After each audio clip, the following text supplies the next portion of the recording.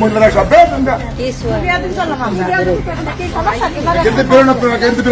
আপনারা নেত্রীরা কি সব মেয়েরা মহিলা সব খানকি ব্যবসা তারা ধরতে আসছে।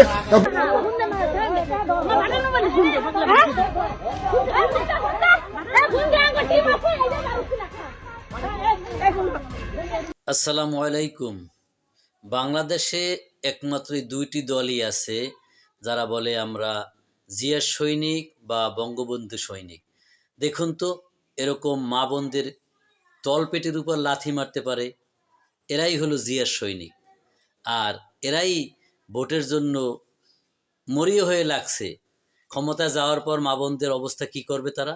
সারা জীবন যদি আপনাদের অন্যায় অত্যাচার এভাবে সইতে পারেন, তাহলে এই ফ্যাসিস্টদের আবার ক্ষমতার আসনে বসাবেন।